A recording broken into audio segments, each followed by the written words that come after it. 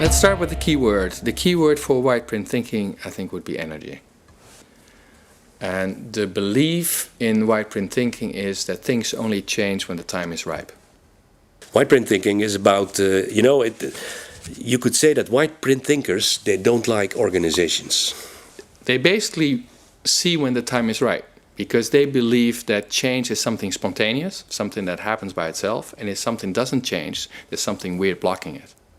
They have a mission on their own, and because they have a mission on their own, they don't need a boss who tells them what the mission is, because they already have one.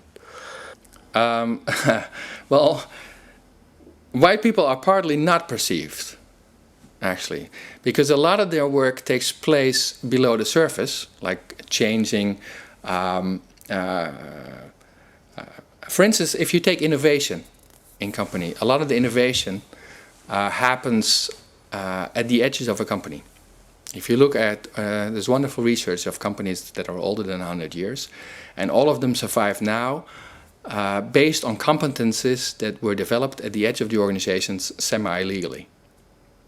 Now, that development semi-illegally at the edge of a company is exactly Whiteprint thinking.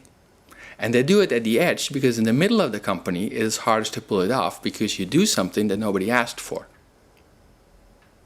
So instead of pushing harder, which some of the other colors might do, for instance, Blueprint feels if something doesn't change, you push harder. You have to do something more.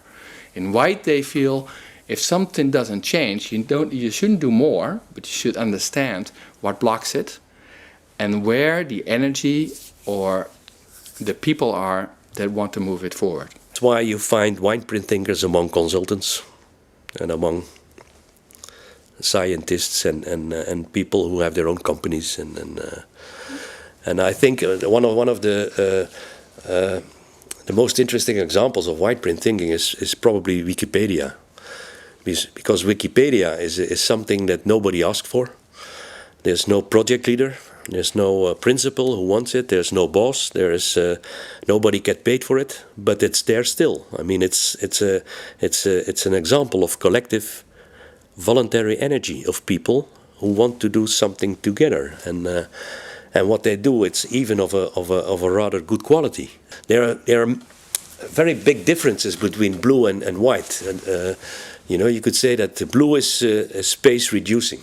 You could say that, or reducing uncertainty. You could say that's the ideal of blue, that there's no uncertainty at all, and that everything is predictable. That's the ideal of blue.